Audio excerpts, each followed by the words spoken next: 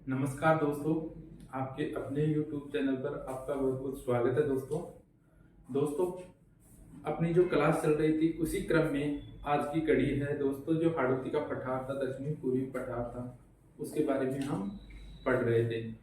तो दोस्तों, दक्षिणी पूर्वी पठार जो भौतिक प्रदेश था उसके अंदर दोस्तों उसको चार भाग करते हुए हम पढ़ रहे थे।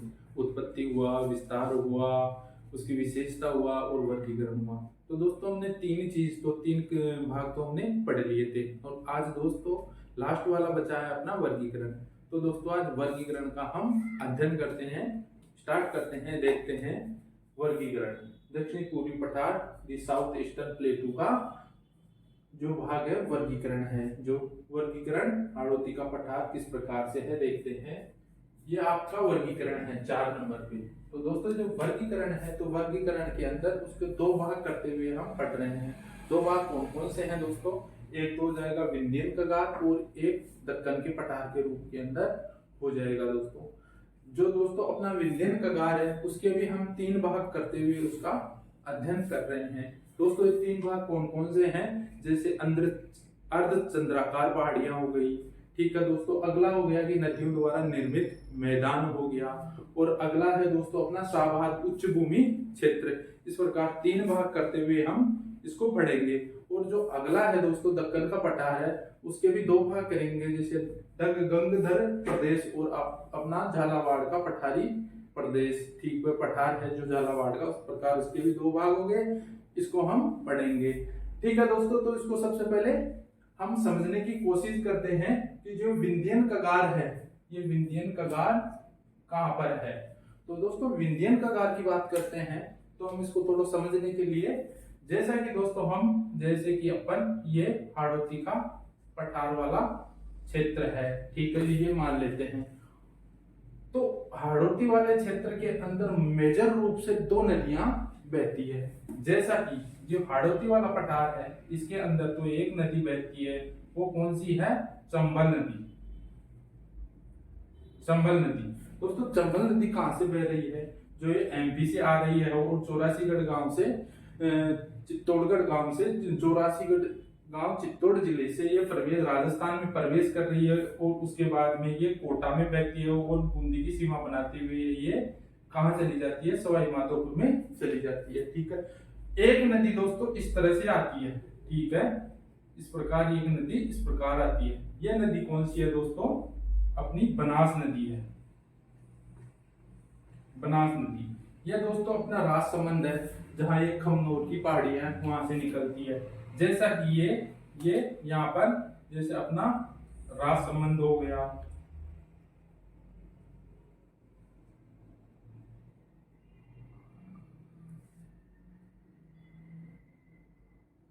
राजसमंद हो गया। राजसमंद के बाद में दोस्तों ये जाती है अपनी चित्तौड़ चली जाती है। चित्तौड़ के बाद में ये भीलवाड़ा, भीलवाड़ा में प्रवेश करती है। भीलवाड़ा के बाद में दोस्तों ये अजमेर में प्रवेश करती है। अजमेर के बाद में दोस्तों ये टोंक चली जाती है, और टोंक के बाद में ये दोस्तों ये वाला क्षेत्र ये सवाई माधोपुर, सवाई माधोपुर जिला। और ये जगह कौन सी है? रामेश्वर।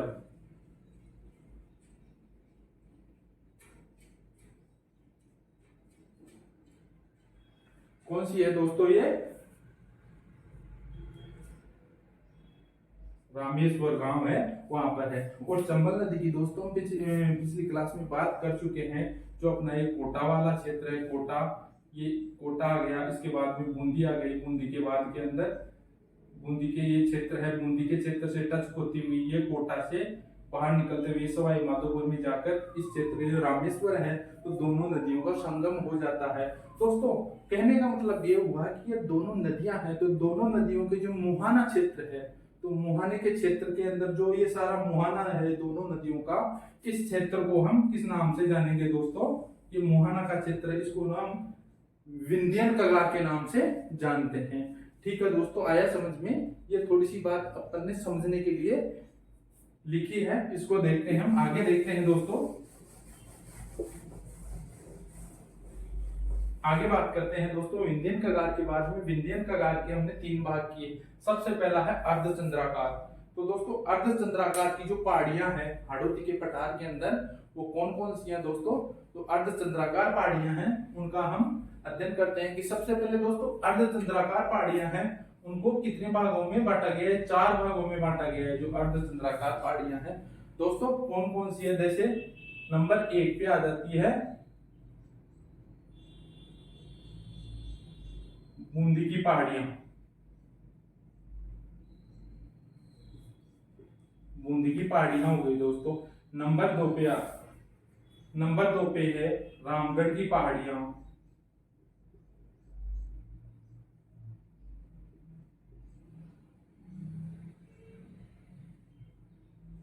दोस्तों नंबर 3 पर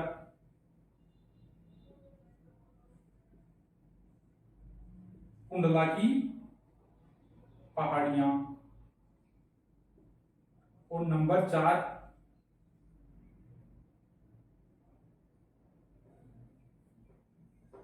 4 दोस्तों कौन सी है अपनी? नंबर 4 पे आती है मुकुंदवाड़।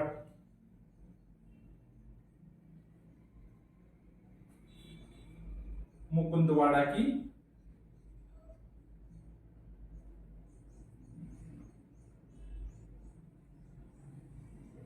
ठीक है दोस्तों। इस प्रकार ये 4 प्रकार की पहाड़ियां हैं दो। ठीक है दोस्तों, आया समझ में? अपन ने ये 4 प्रकार की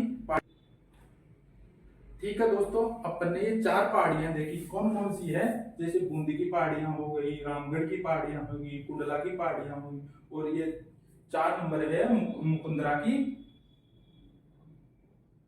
मुकुंदरा की पहाड़ियां। इस प्रकार ये 4 पहाड़ियां हैं दोस्तों। ये अपना जो ये नक्शा बना हुआ है कहाँ का? ये हाड़ौती का पठार का है, दक्षिण पूर्वी पठारी भाग है। इसके अंदर देख लेते हैं दोस्तों ये कहाँ कहाँ स्थित है। सबसे पहले बात कर लेते हैं दोस्तों अपने बूंदी की पहाड़ियां। ये दोस्तों ये वाला भाग है। कौन सा? ये वाला भाग है, ये बूंदी है दोस्तों। तो दोस्तों ये बूंदी है, तो बूंदी के अंदर दोस्तों देखते हैं, बूंदी है अपना, तो बूंदी में ये यहाँ पर कौन सी पहाड़ियां स्थित है? बूंदी की पहाड़ियां स्थित है। ठीक है दोस्तों, ये बूंदी की पहाड़ियां स्थित है। आगे है दोस्तों अपनी रामगढ़ की पहाड़ियां। रामगढ़ की पहाड़ियां दोस्तों अपने 3 जिलों में स्थित है। कौन कौन से? ये बूंदी हो गया, ये आपका कोटा हो जाएगा इतना, और इसके बाद में ये 12 हो जाएगा। तो दोस्तों यहां से लेकर यहां तक जो ये पहाड़ियां स्थित है, यहां से लेकर यहां तक जो पहाड़ियां स्थित है, इनको हम रामगढ़ की पहाड़ियों के नाम से जानते हैं। आगे देखते हैं दोस्तों ये कुंडला की पहाड़ियां। दोस्तों कुंडला की पहाड़ियां हैं जो एक कोटा वाला क्षेत्र है। जैसे अपन यहाँ की बात कर लेते हैं, तो यहाँ की बात करते हैं,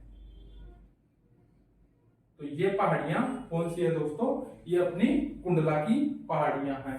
और लास्ट है अपनी मुकुंदरा की पहाड़ियां। दोस्तों मुकुंदरा की पहाड़ियां जो कोटा और झालावाड़ के अंदर स्थित है। अपन बात कर लेते हैं कि ये वाली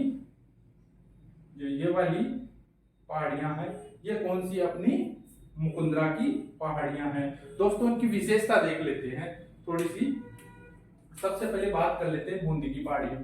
तो दोस्तों सबसे बूंदी की पहाड़ियां हैं, तो बूंदी की पहाड़ियों की बात कर लेते हैं। तो बूंदी की पहाड़ियों में एक चोटी है जिसे संतूर के नाम से जाना जाता है, और इसकी ऊंचाई है, इसकी बात कर लेते हैं। तो बूंदी की पहाड़ियां सबसे ऊंची चोटी की बात कर लेते हैं, ये 353 मीटर चोटी है दोस्तों। मुख्य रूप से एक विशेषता है यहाँ की जो हमने देखी बूंदी की पहाड़ियां। और आगे देखते हैं दोस्तों ये रामगढ़ की पहाड़ियां हैं। तो रामगढ़ की पहाड़ियां दोस्तों जी उल्कापात से बनी हुई है। बात कर लेते हैं इसकी, उल्कापात से बनी हुई मानी जाती है दोस्तों। तो दोस्तों ये बात कर लेते हैं जो ये रामगढ़ की पहाड़ियां हैं। तो दोस्तों ये रामगढ़ की पहाड़ियां हैं जो यहाँ पर जो बूंदी के अंदर दोस्तों स्थित हैं। तो बूंदी के अंदर दोस्तों ये रामगढ़ की पहाड़ियां हैं। ये किस प्रकार की है? घोड़े की नाल की आकृति की समान दिखाई पड़ती है। तो घोड़े की नाल की आकृति के समान बूंदी के अंदर जो रामगढ़ की पहाड़ियां हैं, रामगढ़ की पहाड़ियां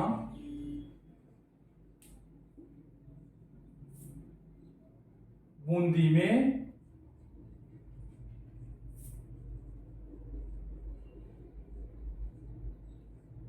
घोड़े की नाल,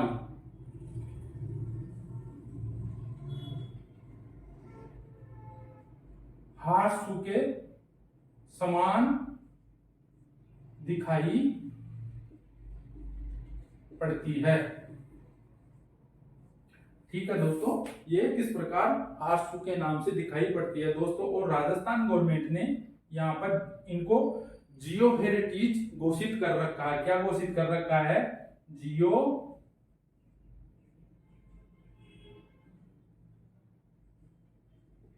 हेरिटेज। ये जियो हेरिटेज घोषणा कर रखी है राजस्थान ने। ठीक है दोस्तों, आगे बात करते हैं दोस्तों। यहाँ पर जो ये बनी हुई है, ये पहाड़ियां बनी हुई है, ये रामगढ़ की पहाड़ियां कहां पर है दोस्तों? जैसे अपनी बूंदी हुई, कोटा हुआ और बारा, इन 3 जिलों में फैली हुई है दोस्तों। ठीक है दोस्तों, ये 3 जिलों में फैली हुई। तो यहाँ की एक छोटी सी विशेषता और देख लेते हैं कि इन 3 जिलों में, इस क्षेत्र के अंदर राजस्थान का राष्ट्रीय उद्यान स्थित है और एक टाइगर, जो अपना टाइगर जो क्षेत्र बना हुआ है तीसरा राजस्थान का, वो भी यहाँ पर स्थित है। तो यहाँ पर राजस्थान का क्या है? राष्ट्रीय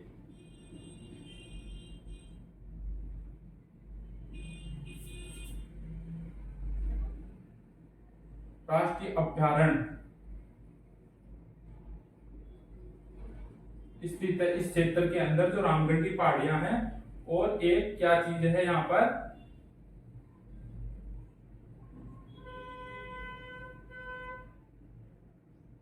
इसको हम राष्ट्रीय न कहकर इसको राजस्थान का तीसरा ये राजस्थान का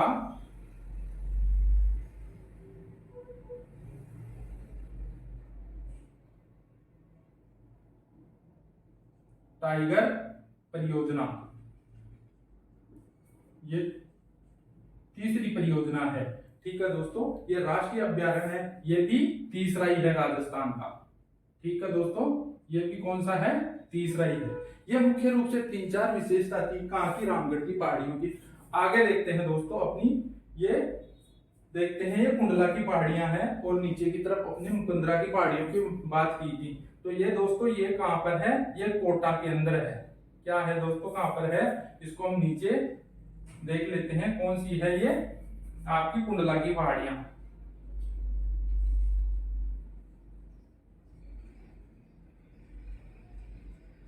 और लास्ट में जो मुकुंदरा की पहाड़ियां हैं दोस्तों, तो मुकुंदरा की पहाड़ियां हैं, तो इनकी विशेषता देख लेते हैं। मुकुंदरा की पहाड़ियां यहाँ पर है।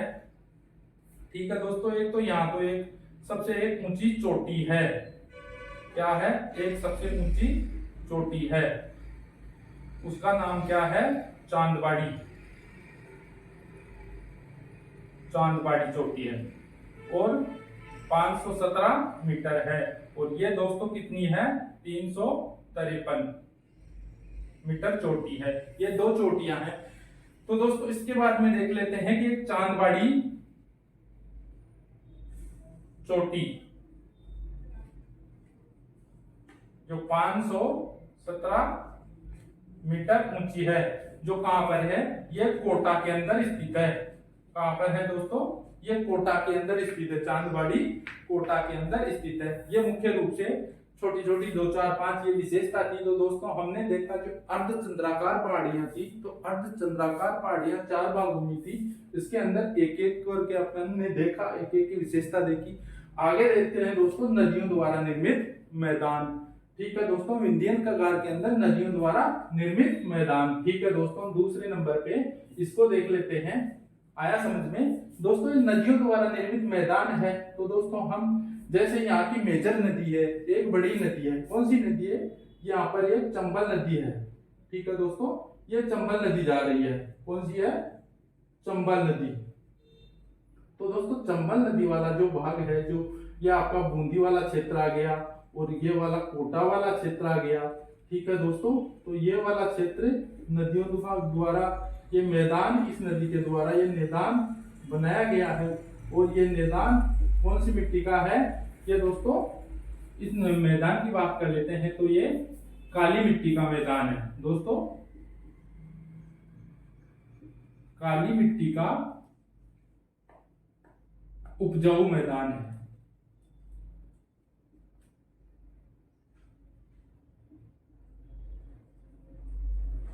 ठीक है दोस्तों, उपजाऊ ये काली मिट्टी का मैदान है। और दोस्तों हम बात कर लेते हैं, इस मैदान की बात कर लेते हैं तो ये मैदान, इसके अंदर जो फसलें थी, तो फसलें हमने पहले देख लिया, जैसे कि अफीम हुई, आपने सोयाबीन हुई, धनिया हुआ, संतरा हुआ, ये काफी सारी फसलें हमने पिछली क्लास में देख ली थी। तो दोस्तों यहाँ पर जो बूंदी वाला क्षेत्र है, यहाँ पर राजस्थान का सबसे अधिक देसी चावल उत्पादन होता है।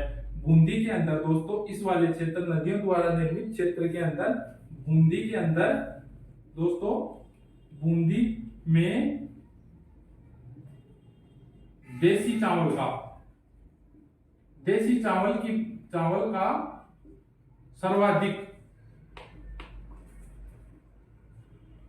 सर्वाधिक उत्पादन होता है। किसके अंदर? राजस्थान, अपने राजस्थान के अंदर। ठीक है दोस्तों, अपन ने चावल की बात की है, तो चावल में हम थोड़ा सा ये देख लेते हैं, जो चावल में किस्में होती हैं उनके बारे में भी हम थोड़ा सा देख लेते हैं। जैसे कि एक बासमती चावल है,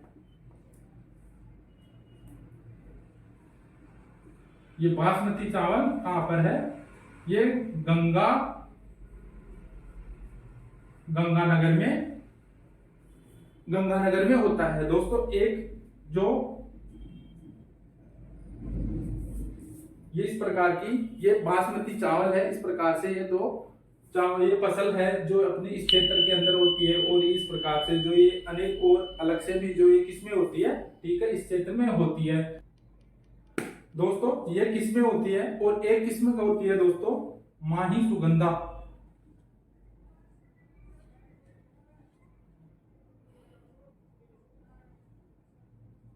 ये दोस्तों अपने राजस्थान की बात करते हैं तो ये बांसवाड़ा के अंदर होती है, सबसे अधिक होती है दोस्तों। तो नदियों द्वारा निर्मित क्षेत्र थी, इसकी मुख्य विशेषता ये थी, हमने देख लिया है। आगे देखते हैं दोस्तों, तीसरे नंबर शाहबाद उच्च भूमि क्षेत्र।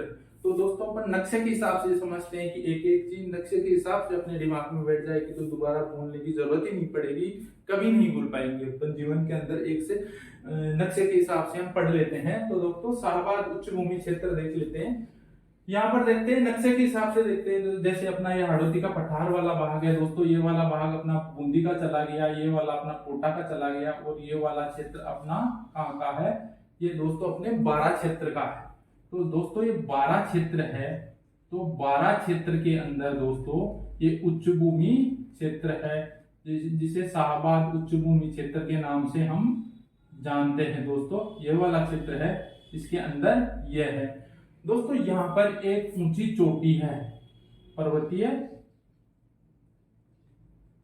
चोटी है दोस्तों। इस क्षेत्र के अंदर ये सबसे ऊंची चोटी है, पर्वत जो उच्च भूमि क्षेत्र के, इसके अंदर ये चोटी है, वह चोटी है दोस्तों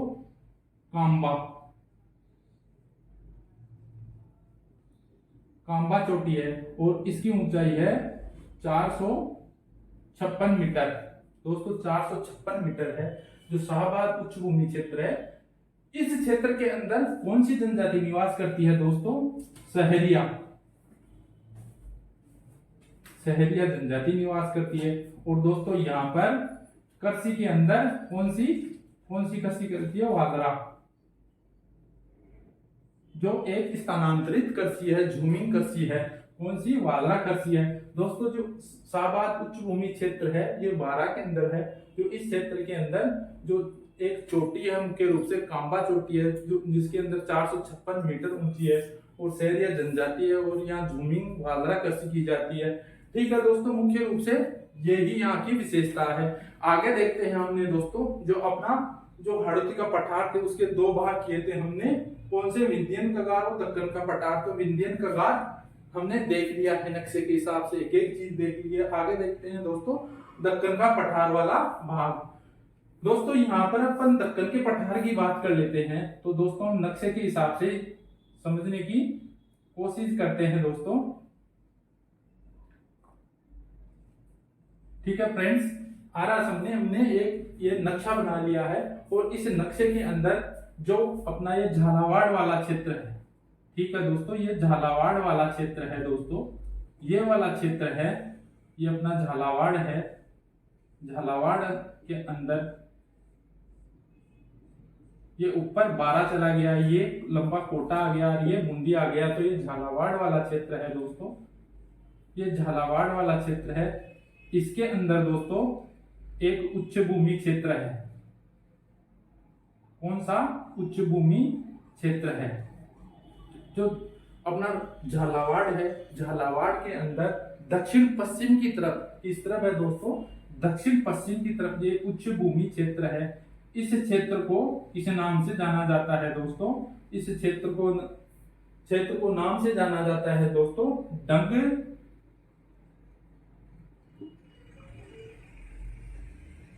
डगगंगधर उच्च भूमि क्षेत्र। ठीक है दोस्तों, आया समझ में? अपना ये झालावाड़ है, झालावाड़ के अंदर ये पूरा पठारी भाग है। इस पठारी भाग को हम क्या कहते हैं? झालावाड़ का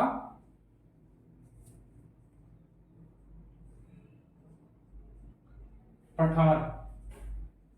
ठीक है दोस्तों, ये झालावाड़ का पठार है। पूरा वाला की बात करते हैं तो ये झालावाड़ का पठार, और इसके अंदर ये दक्षिण पश्चिम की तरफ जो उच्च भूमि क्षेत्र है, इसको डगगंगधर उच्च भूमि क्षेत्र कहते हैं दोस्तों। अगर इसकी ऊंचाई की बात कर लेते हैं तो ये वाला क्षेत्र है डगगंगधर, ये 350 मीटर उच्च भूमि है। कौन सी? ये वाली है दोस्तों। कौन सी? ये वाली डगगंगधर वाली उच्च भूमि क्षेत्र, ये 350 मीटर ऊंची भूमि है। ठीक है दोस्तों, आया समझ में? हमने सब चीजों को अलग अलग करके पढ़ा है। ठीक है, लास्ट वाला अपन दक्कन का पठार था। ये दक्कन का पठार दोस्तों, अपन जो दक्कन का पठार था ये झालावाड़ तक, यहाँ तक सीमित है। जो दक्कन का पठार का उत्तरी भाग हो गया। ठीक है, ये उत्तरी भाग झालावाड़ के अंदर स्थित है। ठीक है दोस्तों, ये झालावाड़ के पठार के नाम से जाना जाता है। जो उच्च भूमि है, जो डगगंगधर उच्च भूमि के नाम से जानी जाती है, जो 350 मीटर ऊंची है। ठीक है दोस्तों, आपको अच्छे से समझ में आएगा। आज के लिए इतना ही। Thank you.